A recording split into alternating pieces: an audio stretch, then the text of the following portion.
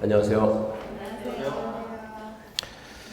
자, 오늘 주택법 봅니다. 주택법까지 해가지고 이론 마무리를 짓도록 합니다. 자, 주택법에는 크게 이런 내용들이 있습니다. 제1장 주택법 제1장 총설 파트에서는 주로 용어가 나옵니다. 용어가 나오는데 용어에서 시험 문제 많이 나오죠. 용어에서 보통 평균적으로 한 2문제 정도 나옵니다. 근데 영어가 틀릴 만큼 어려운 부분은 없고요. 제2장이 주택의 건설에 관한 사항인데 주택의 건설 그러면 첫 번째 주택법에서 건설의 주체를 보고 사업주체, 다른 법에서는 시행자라고 하죠. 시행자라고 하는데 주택법은 사업주체라고 하고, 두 번째 주택건설 사업을 하려면 사업계획서 만들어서 승낙받습니다. 이게 사업계획서는요. 공사 끝나면 준공검사 받는데 준공검사를 주택법에서는 사용검사를 합니다. 세 번째 주택건설과 관련된 자금, 주택건설 자금입니다.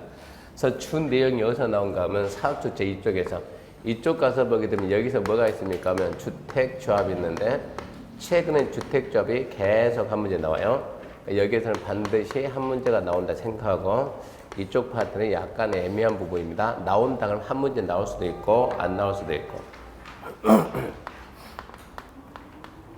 3장 주택 공급에 관한 사항인데 옛날에는 공급이 별볼로 없죠. 요즘은 공급이 강세입니다.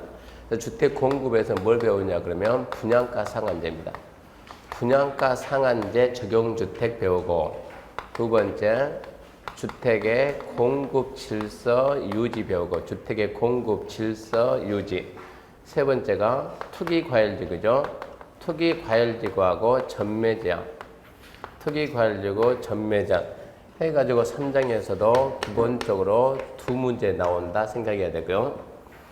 제4장이 주택의 관리에 관한 사항인데 관리 파트에서는 하자 보수 배우는데 얘는 출제 가능성이 좀 애매합니다. 안 나올 수도 있고 나온다고 하나 나오는 거고. 5장이 주택거래 신고제도입니다. 주택거래 신고제도에서는 한 문제가 꼬박꼬박 나옵니다. 이렇게 해서 문제가 총 몇 문제 나오냐 그러면 총 주택법에서 나올 수 있는 문제가 총 7문제입니다. 7문제면 목표를 4문제 잡아야 돼요. 4문제 맞추는 것은 무난할 거예요. 이렇게 해줘야 일단은 기본적으로 우리가 안 찍고 일단은 맞춰가지고 60점을 확보해야 되니까. 주택법이 건축법보다는 공부하기 좀 더 쉬울 겁니다. 내용도 좀 더 짧고요. 그러면 일단 자료 보면서 제1장 총론에서 1번 법 목적입니다. 법 목적인데 주택법 목적은 좀 알아놓은 게 좋아요. 주택법은 쾌적한 주거 생활에 필요한 주택의 건설, 공급, 관리와 자금의 조달, 운영에 대해서 필요한 사항을 규정하면서 국민의 주거 볼까요? 주거 안정과 주거 수준 향상. 모든 국민의 주거 생활을 안정시키고 모든 국민의 주거 수준을 향상시키는 것. 그러면 국민의 주거 생활을 안정시키고 주거 수준을 향상하려면 뭐 해야 됩니까? 주택을 건설해서 공급해야 돼요. 주택의 건설 공급, 공급이 끝나서 그 다음에 관리해야 돼요. 관리. 그래서 관리. 그런 거 하려면 돈이 있어야 돼요. 그래서 자금의 조달 및 운용. 여기에 대해서 정하는 게 주택법입니다. 일단은 목적은 국민의 주거 안정과 주거 수준의 향상이다 결과시고. 그 다음에 2번 이제 영어의 정에서 1번 주택인데 그냥 주택은 마음 편하게 시험에 나온다 생각해야 돼요. 이거 공법 나오든가 아니면 학교로 나오든가 아니면 중개 실무가 나오든가 주택은 시험에 거의 매번 나옵니다. 주택이란 먼저 개념 세대원이 독립된 주거 생활을 영위할 수 있는 구조화된 건축물로서 그 가로 안에 부속 토지 포함한다 체크해야 돼요. 부속 토지 포함한다. 부속 토지도 주택으로 봅니다. 그리고 체크합시다. 단독과 공동으로 분류한다. 단독, 공동. 그래서 개념에서 함정이 2개 들어가 있어요. 첫 번째 부속 토지 포함하고 두 번째 단독과 공동 구분한다. 함정 2개. 그 다음에 2번 주택의 분류에 관한 사인데 이 주택의 분류는 어떻게 분류하는가? 주택의 분류는 첫 번째 우리나라 모든 건축물은 무슨 법에서요? 건축법에서. 건축법에서 건축물 분류할 때 1번이 단독주택, 2번이 공동주택, 1호 단독, 2호 공동, 3호 일종 이라고 배웠죠. 1호 단독주택에는 다시 뭐가 있냐 그러면 다시 단독주택, 두 번째 다중주택, 세 번째 다가구주택, 네 번째 공관. 2호 공동주택에는 아파트가 있고, 그리고 연립주택, 그리고 다세대 주택, 그리고 기숙사 이렇게 구분되어 있는 거예요. 그럼 우리는 다중, 다가구, 아파트, 연립, 다세대 5개 숫자리에 문제 풀립니다. 숫자 알아야 돼요. 그래서 다중 그러면 중3, 3했죠. 3층이야 330이야. 다가구는 3개층이야 660이야 19세대이야. 아파트는 5개층 이상, 연립은 4개층 이하이고 660 초과, 다세대는 4개층 이하이고 660 이하. 이 숫자는 암기해야지 이해하는 게 아니야. 암기할 건 해야 되고. 이게 건축법에서 이러고 딱 분류하면 이제 우리가 배우는 거는 주택법이니까, 그럼 우리나라 주택법에서는 뭘 하겠는가? 주택법에서는 단독주택 그리고 공동주택. 단독주택은 더 이상 구분 안 해요. 단독은 그냥 단독 끝나고, 공동주택은 다시 아파트, 연립, 다세대를 구분해요. 아파트, 연립, 다세대 구분하고, 아파트가 뭐고 연립이 뭐고 다세대가 뭡니까? 여기서는 건축법에 있는 규정, 건축법 규정을 그대로 준용하겠다. 이해하고 똑같다 이 얘기입니다. 5개층 이상 똑같아요. 4개층 이하이고 660 초과, 4개층 이하이고 660 이하. 이러다 보니까 이제 문제가 생기는 게, 얘가 문제가 생기죠. 기숙사를 건축법은 분명히 뭐라 보는데요. 건축법은 공동주택이다. 건축법은 공동주택. 건축물의 용도 분류는 공동주택인데, 주택법에서는 공동주택이지 않고 주택법에서 주택이 뭐래? 주택이 뭡니까? 세대 구성원이 독립된 주거 생활을 영위할 수 있는 건축물. 무슨 얘기요? 아빠, 엄마, 아들, 딸이 다 같이 모여서 살 수 있는 구조된 건축물인데, 기숙사는 그렇게 살아 못 살아요? 못 살죠. 직장 다니는 사람이, 아니면 학생들이. 그러니까 주택법은 주택으로는 안 본다. 주택은 안 보지만 그래도 주택에 준한테 가지고 무슨 주택이요? 준주택이다. 이렇게 구분해 놨어요. 그게 이제 먼저 주택이 분류고, 두 번째 건설 자금에 따른 분류에서 국민주택 중요입니다.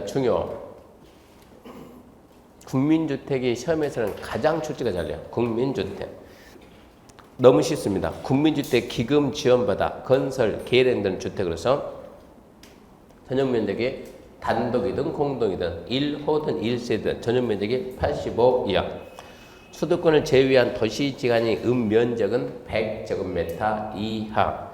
쫙 깨고 있어야 돼요. 일단은 먼저 국민주택 기금이 투입되고, 그 다음 면적은 85 이하, 수도권을 제외한 도시간의 면은 100 이하. 쫙 깨야 되고, 국민주택 등 읽어봤자 별 의미 없습니다. 국민주택과 국가지자체 공사 건설주택과 85 이하의 공공건설 임대주택 안 중요. 민간건설 중형 국민주택이랑 설명합니다. 민간건설 중형 국민주택은 국민주택입니다. 민간이 건설합니다. 민간이란 국가지자체 공사 외가 건설하는, 중형이란 60을 초과하고 85 이하입니다. 민연주택이란 국민주택 등을 제외. 그러니까 중요한 건 국민주택이 중요하고, 민간건설 중형 국민주택이 우리 6월 22일부로 주택법 개정이 많이 됐어요. 6월 22일이면 지금 오늘이 며칠입니까? 27일입니까? 그럼 5일 전에 주택법 개정이 많이 됐는데, 개정하면서 다행스럽게 뭐라 했냐면 6개월 후에 시행한다. 시험법이 안 되잖아요. 6개월 후에는 민간건설 중형 국민주택 개념을 삭제시키는 거예요. 없애는 거예요. 굳이 놔둘 필요가 없게 돼가지고. 그럼 6개월 뒤에 없어지면 우리는 시험 보려면 4개월 남았는데, 4개월 그 시험 보는데 6개월 뒤에 없어질 걸 낸다는 건 말이 안 되죠. 그러니까 민간건설 중형 국민주택은 별 의미가 없는 거를 무시해야 되면 얘는 무시하고, 좌우지간 국민주택 개념은 잘 잡아놓고. 2번 도생입니다. 도생 중요합니다. 300 미만, 첫 번째 포인트 300 미만, 두 번째 국민주택 규모 85 이하, 세 번째 도시지에 건설하는 다음의 주택입니다. 300 미만, 국민주택 규모니까 85 이하, 도시지에 건설. 1번 단지형 연립, 2번 단지형 다세대, 3번 원룸형. 세 가지겠습니다. 단지형 연립, 단지형 다세대, 원룸형 세 가지겠는데, 단지형 연립과 단지형 다세대는 아직 출제된 적은 없어요.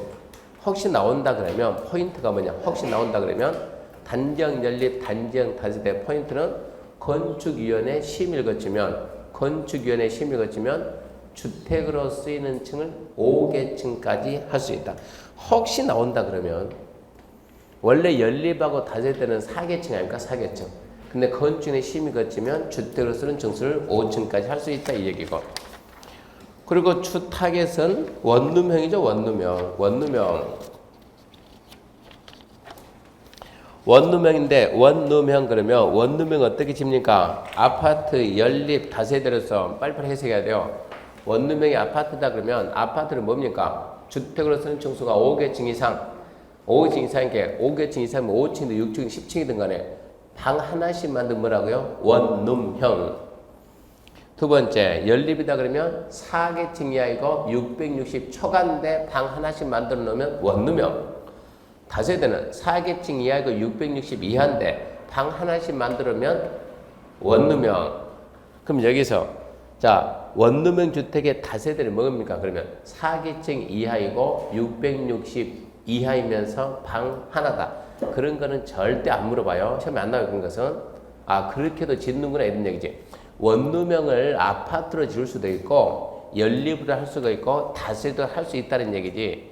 그런 내용은 안 물어보니까 무시하고. 첫 번째 세대별로 이게 도시형 생활주택이죠. 주택이면 기본적으로 뭘 해야 된다? 주거생활 해야 된다. 세대별로 독립된 주거생활 할 수 있도록 욕실과 부엌을 설치하고 세대별로 욕실 부엌을 설치하고 욕실하고 빠졌으니까 씁시다. 욕실하고 보일러를 제외한 부분은 하나의 공간을 한다. 원룸형이 나오면 그림을 좀 연상해요. 우리가 지금 원룸형 그러면 전부 다 이게 101호, 102호, 103호 이거는 복도고 그러면 쫙 가게 되면 옆에도 쫙 해가지고 원룸형은 왕창 들어가니까 그럼 여기에 뭐가 있고요? 현관이 있고 들어간 현관 여기 뭐가 있고 신발장이 있고 딱 들면 왼쪽에 뭐가 있고 여기에 욕실이 있고 여기 욕실 들어가는 문이 있고 쫙 하게 되면 여기에 뭐가 있고 여기에 주방이 있는 거 붙어 있습니다. 이거 전부 다 붙어 있고 그리고 보일러실이 여기 가서 보일러가 있든가 아니면 여기가 둘 중에 있는 거예요. 그러면 이게 이제 전부 다 전부 다 투였으니까 이게 뭔데? 원룸인데 일단은 독립된 주거생활을 해야 되니까 뭐 있어야 된다? 욕실하고 뭐 있어야 된다? 주방, 부엌은 있어야 되고.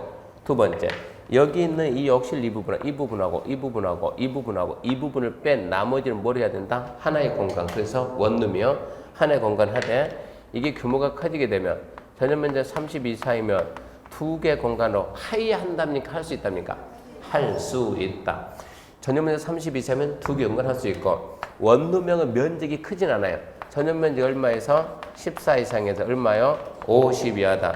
그러니까 이제 이런 게 계속 함정이요. 전용면적 14에서 50 이하다. 자, 전용면적 80제곱미터인 연립은 80인 연립은 도생입니까? 아닙니까? 전용면적 80인 연립이 도생입니까? 아닙니까? 뭐라고 해야 돼요? 도생? 이다 아니다? 이다. 왜요? 도생은 얼마니까? 85 이하가 도생이니까. 전용면적 80인 다세대는 도생입니까? 아닙니까? 도생이다. 전용면적 80인 아파트는 도생이다 아니다? 아니다. 왜 얘는 아니다? 예. 아파트가 도생이 되려면 뭐로 와야 된다? 얘는 원룸형으로 와야 된다. 원룸형은 면적이 얼마밖에 안 된다? 14에서 50이야. 그러니까 이런 게 이제 함정. 그냥 14에서 50 절대 안 물어봐요. 이리 가면 이래. 80인 아파트가 60인 아파트가 도생이냐 아니냐? 도생이 아니다. 좌우지간 아파트가 도생이 되려면 무조건 뭐로 와야 된다? 원룸형으로. 원룸형이면 얼마밖에 안 된다? 14에서 50 암기해야 돼요. 그러면서 세대는 지하에는 설정을. 이 법의 목적이 뭐라고요? 주거생활의 안정과 주거수준 향상인데 껌껌함 지하에서 주거 수준이 향상 많이 안 되는 거예요. 지하에 설치하지 말합니다. 그 다음에 이제 공동 건축할 수 있냐 없냐 해가지고 하나의 건축물에는 첫 번째 하나의 건축물에는 도시형 생활주택 뭐가 있다고요? 단정 연립, 단정 다세대, 원룸형하고 비도시형은 함께 들어갈 수가 없어요. 주로 원룸형하고 주로 여기서 문제 나오는 거예요. 두 번째 도생 중에서도 연립하고 원룸입니다. 단지형, 연립하고 원룸형은 함께 들어갈 수가 없는 거예요. 세 번째, 다세대하고 원룸의 다세대 원룸. 세 번째, 단지형 다세대하고 원룸도 함께 할 수가 없는 거예요. 근데 여기에 대한 단서가 딱 나요. 단 해가지고 원룸형하고 플러스 비도시형 몇 세대? 1세대. 이걸 보고 우리가 말했어요. 퇴직자용 그랬죠. 이거는 허용한다. 이건 허용한다. 두 번째, 준주거하고 상업에서. 준주거하고 상업에서는 원룸형하고 비도시형을 처음부터 인정한다. 다섯 가지. 하나의 건축물 도생과 비도생이 함께 안 됨. 도생 중에서도 연립하고 원룸은 함께 안 됨. 다세대하고 원룸 함께 안 됨. 단 원룸형하고 비도생 1세대. 퇴직자용 옛날에 얘기 많이 했습니다. 이렇게 해가지고 자 4층짜리 건물인데 밑에는 이렇게 원룸 해가지고 원룸을 해가지고 전부 다 세주고 마지막 꼭대기쪽 누가 살고 주인이 살고 이렇게 퇴직한 사람들이 이쪽으로 투자를 많이 했다고 퇴직자용을 해가지고 이거는 인정한다. 자 그럼 첫 번째 도생이 문제 나왔을 때 답이 될 수 있는 거. 도생 원체 잘 나오니까 도생이 문제 나오면 답이 될 수 있는 게 첫 번째 뭐가 있습니까 하면 300세대 미만이다. 두 번째 85제곱미터 이하다. 그러면서 단지형 연립 단지형 다세대는 시험이 거치면 주거용 층수가 5층까지 할 수 있다. 원룸형 가가지고 원룸형에서 첫 번째 원룸형에서 함정 쓸 수 있는 게 뭐냐 그러면 욕실하고 보일러실 제외한 부분은 하나의 공간으로 하는데 30 이상이면 2개 공간 할 수 있다. 이걸 가지고 자꾸 말을 만드는 거예요. 20이면 40이면 이런 식으로 30 이상이면 2개 공간 할 수 있다고. 그러면서 원룸형의 면적은 14 이상에서 50 이하니까 아파트가 도생이 되려면 반드시 어디로 가라? 14에서 50으로 간다. 그렇게 얘기해야 되고. 그러면서 하나의 건축물에는 도생과 비도생 안 됨. 도생 중에서 원룸형하고 연립하고 원룸형이 안 됨. 다세대 원룸 안 됨. 단 원룸형하고 비도생 1세대는 됨.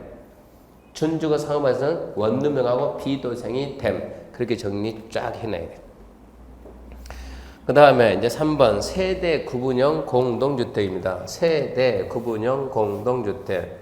갈수록 얘는 인기가 좋아질까요? 세대 구분형 공동주택. 세대 구분형 공동주택이 뭡니까 하면 한 지붕 두 가족이요. 한 지붕 두 가족. 이렇게 해가지고 자 여기가 지금 자 1호 여기가 2호 3호 4호 라인이라면 1호 라인에서 지금 여기서 지금 한 세대가 한 가구가 사는데 옛날에는 한 가구는 보통 4인 기준인데 지금은 4인이냐고 주로 두 부부 사 대부분 두 사람 삽니다. 옛날 같이 32평 살아봤자 의미가 없다. 카바트 의미가 없으니까 딱 나눠가지고 어쩐다고요? 이게 지금 전부 다 이게 지금 1세대인데 나눠가지고 여기다 현관 따로 내고 현관 따로 내가지고 얘를 갖다 세를 준다고. 갑 세대가 거주하고 을 세대가 두 가구가 거주할 수 있는 구조. 세대를 어쩐다? 나눴다. 세대 구분형. 나눠가지고, 그러니까, 자, 여기 소유자는 누구냐? 소유자는 누구다? 갑이다, 갑. 그럼 을한테 뭐 준다? 세 준다. 임차인 을이다. 그럼 일부를 세 주게 되면, 이 일부 세, 어떻게 얘는 아파트니까, 이것만 가지고 뭐 내고 남는다고요? 관리비 내고는 남는다고. 이걸 보고 우리는 뭐라 한다? 세대를 구분한다게 되면, 세대 구분형 공동주택인데, 밖에 나가면 기자들이 중개사 공부를 해요, 안 해요? 안 하죠. 주택법 공부합니까, 안 합니까? 안 하죠. 그럼 기자들이 봤을 때는 부분, 전부가 아니고 부분 임대. 전부가 임대가 아니고 그래서 우리가 인터넷 보게 되면 부분 임대형.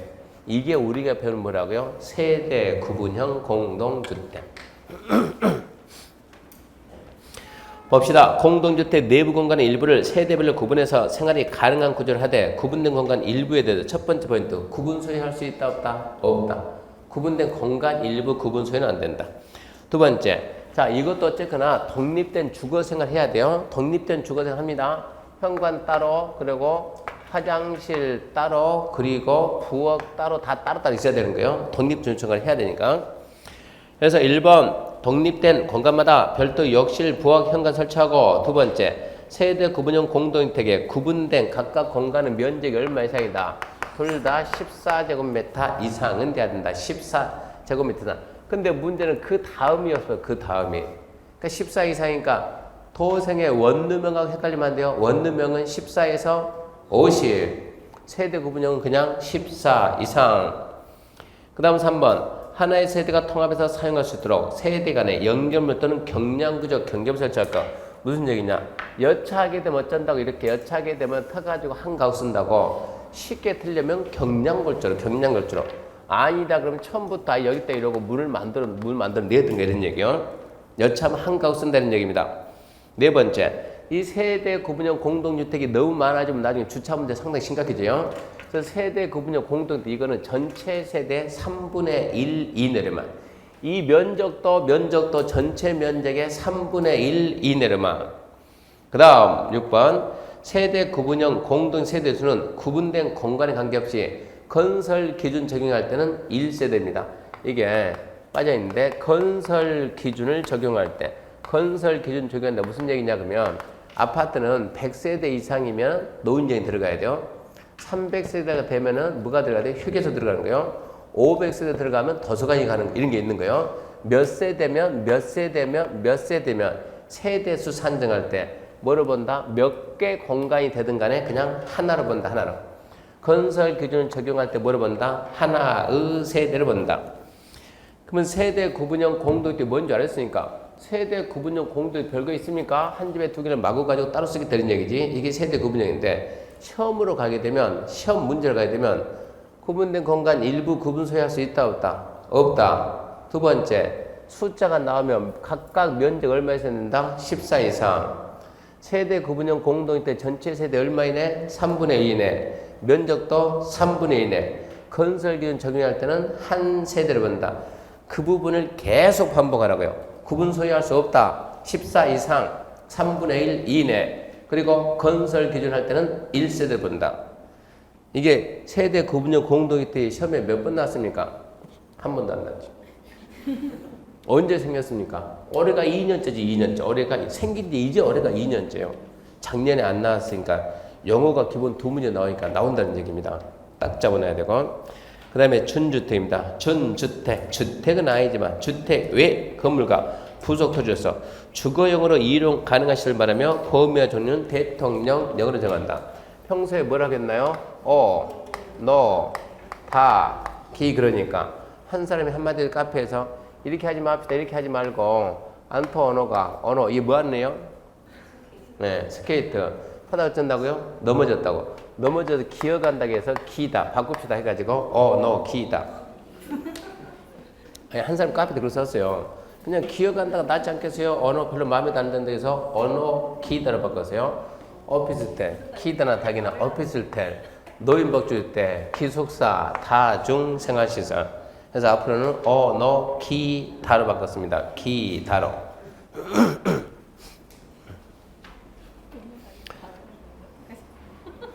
아니, 기다가 좀 더 편할 것 같아요.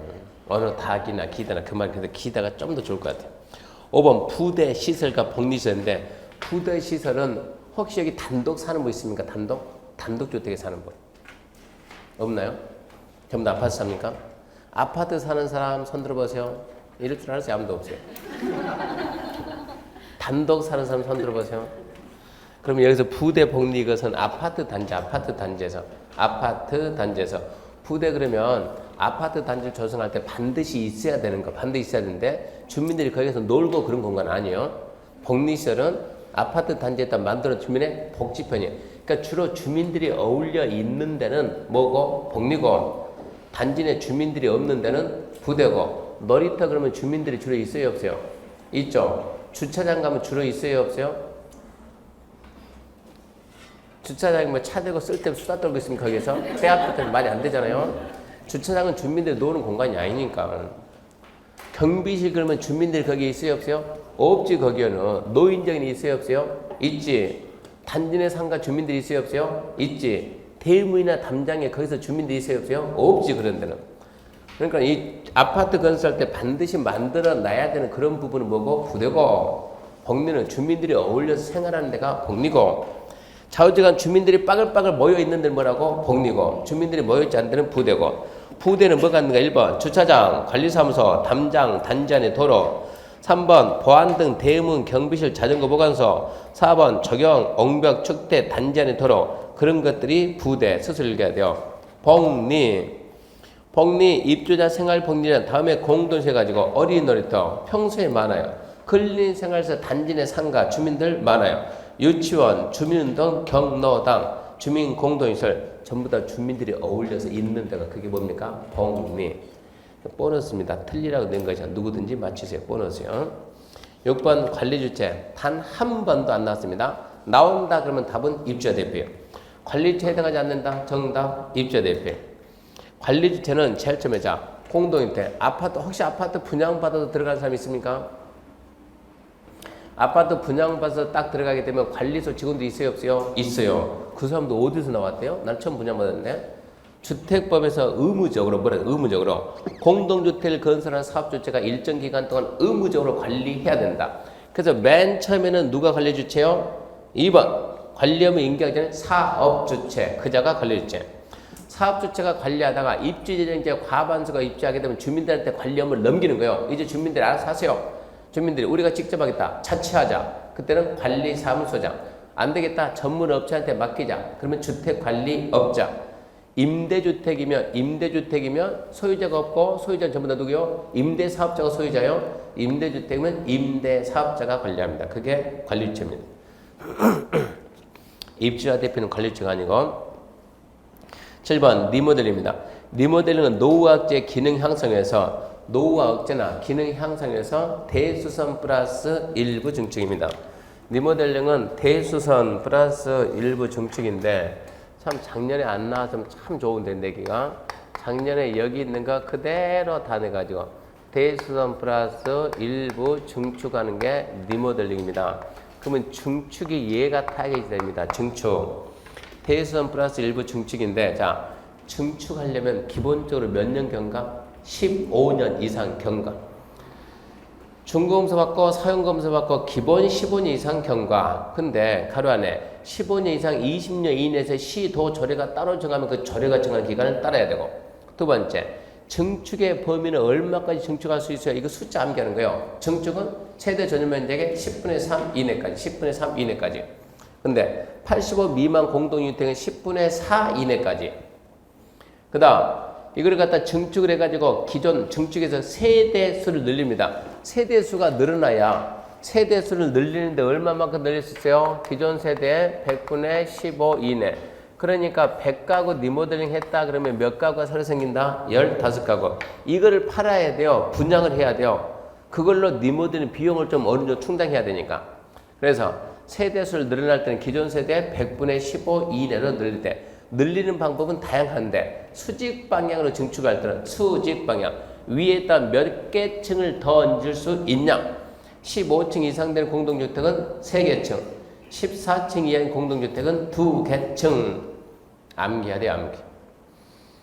그래서 대수선과 일부 증축입니다. 신축이 나오면 안 되고 대수선 일부 증축을 통할해서 우리는 리모델링 하는데 증축 15년 이상 경과 15년 이상 20년 이내에서 조례가 정하는 기간이 있으면 그 기간이 경과.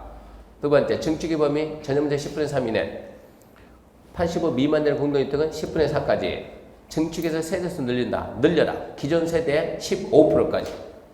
자, 늘리는 방법이 수직 방향 증축한다. 수직 방향. 위에 있던 몇 개 층 더 깼다. 15층 이상 되는 공동주택은 3개 층까지. 14층에 하면 2개 층까지. 8번 공공택지입니다. 공공택지, 민간택지, 거기서 말하는 공공택지. 공공택지란 다음 해야 되는 공공사업의 개발 조정되는 첫 번째 포인트 공동주택 건설용지. 단독주택 그러지 말고 공동주택 건설용지. 공동주택 건설용지. 그 공동 몇 개 있습니까? 많아요. 많은데 포인트는 답이 나오면 5번하고 6번이 나옵니다. 5번 도시개발 사업을 누가 한다? 국가기관인 그러면 공공시행자예요. 공공시행자.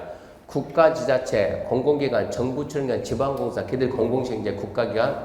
국가기관 시행자가 수용사용자, 수용사용. 무슨 방식 안 되고? 환자 안 되고 수용사용.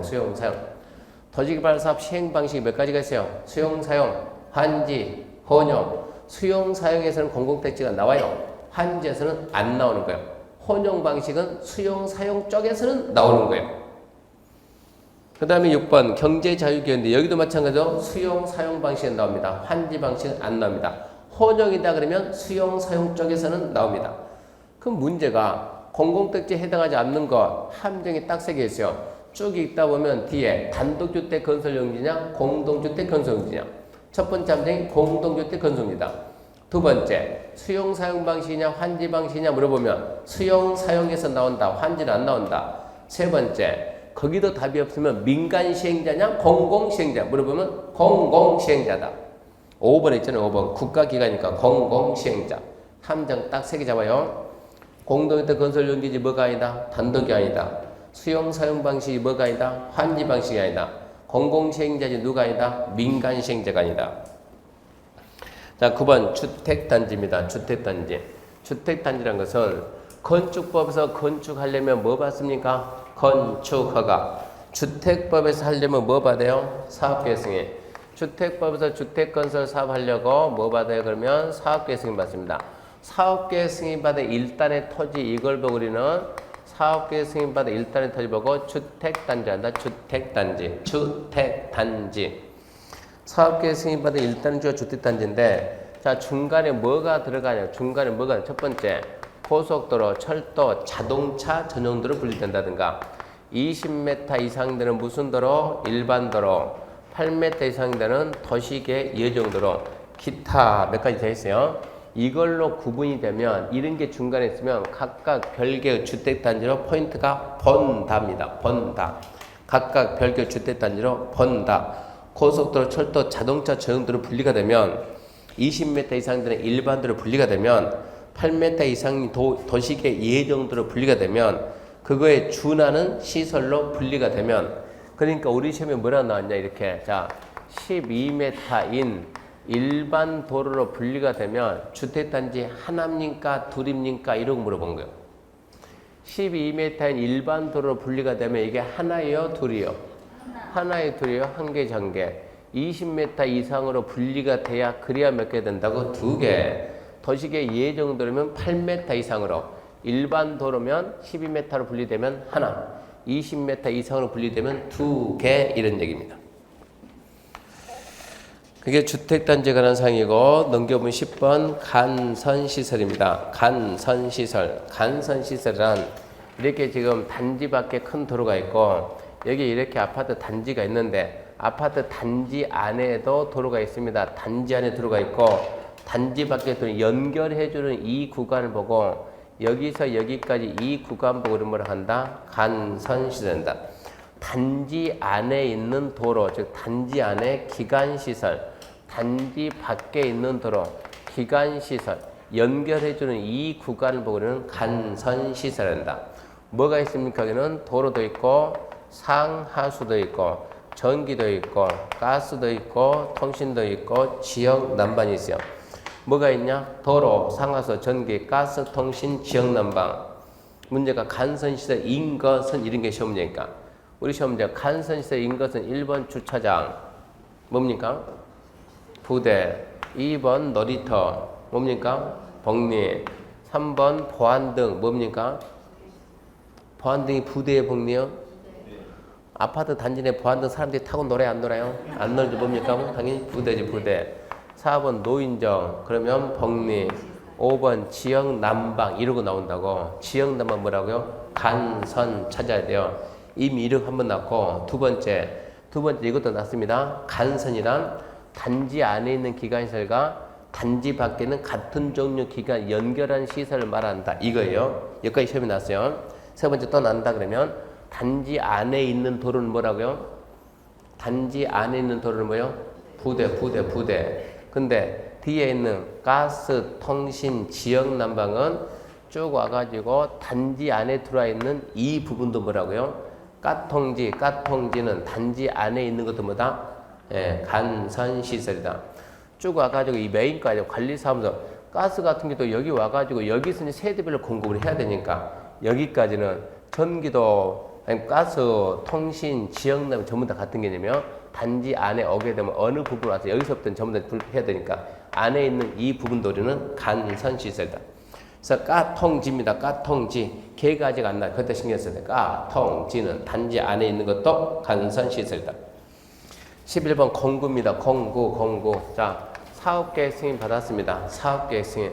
자, 여기를 갖다가 사업계획 승인 받았어요. 그럼 뭐라고요?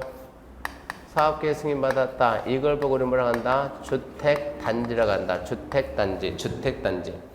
몇 세대 사업계획 승인 받았대요? 한 1700세대. 1700세대 사업계획 승인 받았습니다. 사업계획 승인 받았으면 착공할 때는 원래는 동시입니다. 동시. 똑같이 착공하고 그리고 동시에 뭐하고 분양하고 동시에 뭐하고 준공하고 동시에 뭐하고 입주하고 이게 생각처럼 된다 그러면 얼마 좋겠어요? 동시에 착공하고 동시에 분양하고 몇 세대인데요? 1700세대. 동시에 분양인데 몇 개 분양됐대요? 2세대 분양됐대요. 얼마 남았어요? 1698. 어째요? 한 방에 망해요. 이래서 건설회사가 영종도 들어가서 엄청 많이 망했어요. 영종도 지금이 확 떴지만 또 지금은 또 완전 떴어요. 영종도가. 완전 떴는데 이 문제가 생기니까 한 방에 망해보면 안 되니까 불안하게 한몫에 하지 말고 사업계 승인 받으면서 이렇게 나눠서 하겠습니다. 먼저 500세대 한번 해보고 분위기가 좋으면 여기에다가 700세대 한번 해보고 분위기 좋으면 몇 개입니까? 1700이면 이제 몇 개는 500 남네. 또 500 한번 해보고 109, 209, 309 나누겠다. 이래서 나누는 게 공구입니다. 공구. 뭐 따로 한다고? 착공 따로, 사용검사 따로. 착공 따로, 사용검사 따로 하려고 나눈 게 공구인데. 자, 출발합니다. 첫 번째 착공 따로, 사용 따로요. 109, 209 이 구분 기준은 몇 메타폭으로? 6메타폭으로 이렇게. 최소한 6메타폭으로 구분하고 하나의 공구에는 300세대 이상을 해야 돼. 300세대. 그러면 전체 공구가 몇 개 이상이 돼야 나누냐? 전체 세대는 600세대 이상이 돼야 공구로 나눌 수 있어요. 그래서 공구가 나오면 딱 4개입니다. 첫 번째 공구란 하나의 주택단지를 따로 뭐 따로 착공 따로 사용검사 따로 하려고 나눈 게 공구인데 공구 간에는 6m 폭 이상으로 경계 설정하고 하나의 공구는 최소 300세 이상 건설하고 전체 세대가 600 이상이 돼야 공구로 나눌 수 있다. 4가지 딱 잡아놓으세요. 그 다음 3번 다른 법률과 관계. 임대주택 건설 공급 관리에 대해서 임대주택의 건설 공급 관리에 대해서 임대주택법에 정하지 아니한 사항에 대해서는 이 법을 적용한다. 무슨 얘기냐? 임대주택 임대만 딱 되면 뭡니까? 주택의 건설 공급 관리. 이 법의 목적이 뭐라고요? 주거생활의 안정과 주거 수준 향상입니다. 주거생활의 안정과 주거 수준을 향상하기 위해서 무엇을 주택을 뭐하고 건설하고 뭐하고 공급하고 뭐하고 관리한다. 여기에 대한 절차를 정하는 게 주택법이다. 그러니까 우리나라에서 주택 건설 공급, 주택의 건설 공급 관리에 대한 일반법이 무슨 법이냐? 일반법이 주택법이다 이 얘기입니다. 주택의 건설 공급 관리에 대한 일반법은 주택법이다. 근데 이게 이제 무슨 법인데? 주택법인데 주택법보다 더 우선하는 게 임대주택법. 주택법은 분양이든 임대든 다 들어가는데 뭐만 임대만 따로 빼. 임대주택법이 있으니까 그게 특별법. 그래서 임대주택의 건설, 공급, 관리에 대해서 이 법에 규정이 없으면 무슨 법 쓴다? 주택법 쓴다. 빨리빨리 해석해야 돼요. 주택의 건설, 공급, 관리에 대한 일반법이 주택법이라는 뜻이다. 그걸 빨리 해석을 하고. 그래서 임대주택법이 없으면 이 법을 쓰라는 얘기고. 2번 주거환경 정비에 대해서 도정법으로 정하지 않는 사항은 이 법을 적용한다. 자, 우리가 정비사업 배웠어요? 안 배웠어요? 배웠죠. 정비사업 배웠어요? 안 배웠어요? 배웠죠. 정비사업을 크게 2가지 나뉘면 어떻게 나눠요? 6가지 나눠보세요. 6가지 뭡니까? 주거환경 개선, 재개발, 재건축, 도시환경 정비, 주거환경 관리, 가로지 정비. 그걸 2개로 나누면 2개로 나누면 뭐예요? 주거환경 개선이냐? 2개로 나누면 주거환경 개선이냐? 도시환경 정비냐? 주거환경 개선 몇 개 있고? 하나, 둘, 셋, 넷, 5개 있고. 크게 나누면 주거환경 개선이냐, 도시환경 정비냐, 상업공업 이게 상업공업. 그럼 우리 뭡니까? 주거환경 개선 이해. 주거환경 개선에 대해서 여기서는 전부 다 뭐만 한다고 전부 다 주택만 건설한다고 공급할 거 아니요, 관리할 거 아니요. 주거환경 정비에 대해서 도정법의 규정이 없으면 일반법인 주택법 따라가라 이런 얘기입니다. 그런 얘기입니다. 주거환경 정비에 대해서 도정법으로 정하지 아니한 사항에 대해서는 주택법을 적용한다 이런 얘기요. 그래서 주택의 건설 공급 관리에 대한 주택법이 일반법이구나 그 정도만 느끼면 됩니다. 4번 주택종합계입니다. 4번 주택종합계. 주택종합계 미리 말하지만 중요하지 않아요. 중요하지 않습니다. 혹시나 합니다. 혹시나 중요하지 않습니다. 혹시나 주택종합계란 이 법의 목적이 뭐라고요? 주거안정과 주거수준의 향상이다. 국가가 국민들이 국가한테 뭐 납세 의무 있고 국방 의무 있고 무슨 의무를 주든지 국가도 국민에 대한 의무가 있는 거요. 그 중에 하나가 뭐라고요? 모든 국민의 주거 생활을 안정시켜야 돼. 모든 국민의 주거 수준을 향상시켜야 될 의무가 있습니다. 그래서 만든 법이 무슨 법이요? 주택법. 주택법 만들어 놓으면 국민의 주거 생활이 안정되고 수준이 향상됩니까? 해야지. 실천을 해야지. 실천할 때 막 해요. 계획을 세우세요. 계획서에서. 그래서 나온 계획이 주택종합계입니다. 주택종합계. 이 법의 목적을 실천하기 위한 계획입니다. 그래서 주택종합계획은 누가 만듭니까? 국가가. 국가의 의무입니다. 의무. 그러면 하여야 한다요.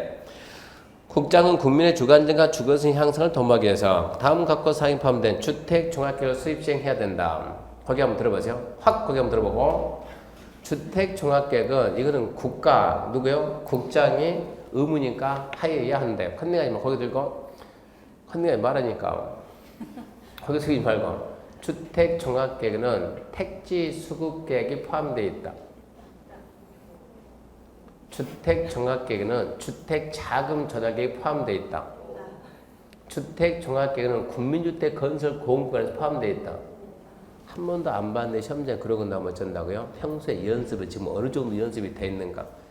주택종합계획도 뭔가 내용이 있을 거 아니에요. 툭 던져놓으면 있는 거 써놓고 물어봐요. 질문 하나 던지면 있는 거 써놓고 이제 컨닝 해보세요. 몇 개 있어요? 5개는 무슨 5개 뒤에 다 등 그랬는데 많다지. 그런 식으로 해야지. 주택종합계획 뭐 있는가 그런 거 볼 필요가 없어요. 요령이에요. 요령. 문제풀이 요령을 넘어가면 얘도 계획과 분계 뭔가 내용은 있겠지. 하나 툭 던지면 있는 거 써놓고 했겠지. 미뤄야죠. 2번 주택종합계획은 연도별 계획과 10년 단위 계획입니다. 연도별 계획과 10년 단위. 우리 옛날에 한번 200만 원 이거 한번 들어봤나? 200만 원? 옛날에. 언제 그러면 이게 80년대 후반에 가지고 그때 당시에 노태우 대통령이 200만 원 공급한다 그래가지고 처음에 신도시라는 개념 나오고 1기 신도시 일산, 분당, 삼본, 평촌, 중동 해가지고 여기서 200만 원인데 이 200만 원 이게 5년 계획입니다. 5년 계획. 제일 처음에는 연도별 계획하고 5년 단위 계획이었어요. 지금은 개정해가지고 연도별 계획하고 10년 단위 계획. 주택종합계획이. 연도별 계획하고 몇 년 단위요? 10년 단위. 연도별 계획과 10년 단위.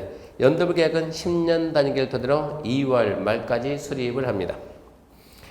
2번 주택종합계획 구성령인데 주택종합계획은 국토기본법에 한 국토종합계획에 적합해야 된다.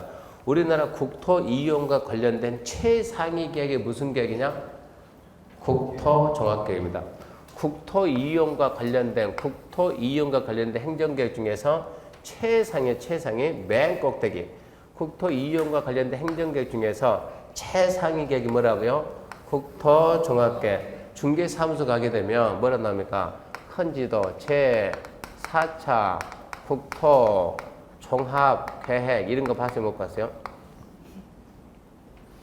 앞으로 중개사무소 할 건데 좀 주변에 친구 있으면 좀 들어다니고 거기에 되면 제4차 국토종합계획 해가지고 앞으로 장차 뭐 철도가 어디로 갈 것이고 도로가 철도가 어디로 갈 것이고 여기는 주로 무슨 기능 위주로 개발하고 막 색깔 여기는 무슨 기능 이런 거 못 봤습니까? 이게 뭐래 이게 제4차 국토종합계획. 얘도 몇 년 단위 계획입니까? 20년 단위. 이 계획이 국토종합계획 줄여가지고 국토계획. 이게 우리나라 국토 이용과 관련된 행정계획 중에서 얘가 최상위, 맨 꼭대기 있는 거. 그러니까 우리가 전국을 놓고 투자를 한다 그러면, 내가 여유자면서 투자를 한다 그러면 제일 먼저 뭘 보는 거요? 국토계획 봅니다. 국토종합계획, 이걸 먼저 딱 보고, 딱 본 상태에서 장차 어디가 앞으로 20년 동안 어디가 개발 집중이냐? 여기가 이쪽이 가장 개발 많이 된다 그러면, 두 번째, 이제 이 지역이 뭐를 봐야 돼요? 이제 전국을 봤으니까, 국토는 전국을 봤으니까 그 지역이 뭘 봐죠? 그 지역 도시에 뭘 봐야 돼요? 기본계획 봐야 돼요. 기본계획. 그 도시 기본계획을 보고 그 다음에 들어가야 되는 거예요. 그러니까 여기까지 공부하면 좋겠지만, 여기까지 공부하면 나중에 중계할 때 브리핑 하기 좋아요. 브리핑이 남 앞에서 브리핑 할 때는 이런 내용을 다 알고 있으면 브리핑은 좋으니까 합격하고 난 후에 보면 좋고, 모른다 하더라도 이 정도만 알더라도 엄청나게 훌륭한 거예요. 기본 계획만 알고 중개하더라도 대단한 거예요. 기본 계획 반드시 보고. 그러니까 여기 나오는 국토종합계획이 최상위 계획이다, 그 정도 해야 되고, 최상위 계획이니까 우리나라 국토 이용과 관련된 행정계획은 전부 다 국토종합계획 밑에 있다, 밑에. 그러니까 주택종합계획도 당연히 어쩐다고요? 이 주택종합계획도 국토종합계획보다는 하위 계획입니다. 2번 국가지자체 대한연령 한국토지특공사 주택건설 목적 설정 지방공사 사업주자는 주택종합계획 정하는 바에 따라 주택건설 사업 대유종 사업을 시행한다. 간단하게 국가지자체 공사는 주택종합계획에 구속받는다. 누구는? 일반인에 대한 구속력은 없다. 그 다음에 수립 절차에 관한 사항인데, 이 주택종합계획은 누가 만들어요? 국장이. 전국계획의 지역계획이요? 전국계획. 그러면 전국 자료를 국장이 어떻게 수립합니까? 그래서 1번 국장이 중행정이나 각 부 장관들한테, 시도지사한테, 광역자치단체 장들한테 내년도 주택종합계획에 필요한 소감별로, 부처별로, 광역자치단체 별로 주택종합계획에 필요한 계획을 만들어 내라 그래요. 그러면 중앙행정기관의 장과 광역자치단체 장들은 12월 말까지 소감별로 계획을 만들어 줍니다. 두 번째, 중앙행정기관의 장이나 공공기관의 장이, 예를 들어서 중앙행정기관의 장, 그러면 행정자치부 장이 내년도 행정자치부 소속 직원을 위해서 주택을 몇만 호, 5,000호 공급한다. 예를 들어 농어촌 공사가 12,000세 공급한다. 그런 계획이 있으면 주택건설 사업계획을 만들어서 12월 말까지 국장한테 제출하는 거예요. 제출. 그럼 세 번째, 이제 기금 수탁자가 누구냐? 국민주택기금 운용관리는 누가 합니까? 국장이. 시험에 안 나오지만 국장이. 근데 국장이 바쁘잖아요. 은행한테 맡기잖아요. 그 자가 누구예요? 기금 수탁자. 그 자한테 국장이, 야, 내년도 국민주택기금 얼마 정도 운용할 수 있냐? 얼마 쓸 수 있냐? 자금 조달하게 만들어내라. 그러면 기금 수탁자가 자금 조달하게 만들어 와요. 그러면 그 세 가지를 갖다 합치면은, 첫 번째, 중앙행정기관의 장과 시도가 뭘 만들었다? 소관별로 계획을 만들었다. 두 번째, 중앙행정기관 장이나 공공기관의 장들이 내년도 주택건설계획 있으면 얼마 한다? 사업계획 만들어 왔다. 세 번째, 국민주택기금 얼마 운영할 수 있다. 그 세 개를 종합하게 되면 뭐가 됩니까? 주택종합계획. 그렇게 해가지고 올해 공급 물량은 37만 호다. 이게 나온다고. 그게 주택종합계획이요. 이렇게 해서 국장이 주택정책 심의의 심의를 거쳐서 확정하고 통보합니다. 연수 문제 있네. 시도가 수립하는 소관별 계획서는 주택건설자의 수급계획이 포함되어 있다. 소관별 계획서는 누가 만든다고요? 중행정도 만들고 누구도 만든다? 시도도 만든다. 시도가 수립하는 소관별 계획서는 주택자의 수급계획이 포함되어 있습니까? 있다지. 시도가 수립하는 소관별 계획서에는 다음 년도 택지 수급계획 포함되어 있다. 당연히 있다지. 넘어갑니다. 넘어가면 시도주택종합계획입니다. 시도의사는 주택종합계획에 따라 당해 시도조례가 정하는 바에 의해서 연도별 시도주택종합계획, 10년 단위 시도주택종합계획을 수립합니다. 이 경우 시도주택종합계획은 주택종합계획에 적합해야 되고, 연도별 시도계획은 10년 단위 시도계획에 맞아야 된다. 이게 무슨 얘기냐 그러면, 주택종합계획은 누가? 전국을 대상으로 누가 만들어요? 국토교통부 장관이. 국토교통부 장관이 뭘 만듭니까? 주택종합계획이다 만듭니다. 주택종합계획. 이 주택종합계획은 어떻게 구분되세요? 아까 보다시피 연도별 계획하고 10년 단위, 연도별 계획하고 10년 단위 계획 구분한다. 연도별 계획은 10년 단위 계획을 토대로 언제까지 만든다? 2월 말까지 실반다. 그러면 시도에도 전국을 대상으로 시도를 대상으로 누가 시도지사가 누가요? 시도지사가 뭐를 만든다? 주택종합계획을 만든다고. 전국을 대상으로 하는 주택종합계획 누가 만들고? 국장이. 시도를 대상으로 하는 종합계획 누가 만든다고? 시도지사가. 얘도 주택종합계획, 얘도 주택 똑같네. 그래서 이런 걸 앞에다가 이렇게 시도이 맞나? 시도 주택종합계획 차이 두 개. 시도 주택종합계획. 그러면 시도 주택종합계획은 어디에 맞춰져? 당연히 주택종합계획 맞춰야 되고. 시도 주택종합계획도 몇 년? 연도별 있고 몇 년 있으니까 10년 단위 있으니까 연도별 계획은 10년 단위 계획을 토대로 만든다 이런 얘기입니다. 당연한 얘기들이에요.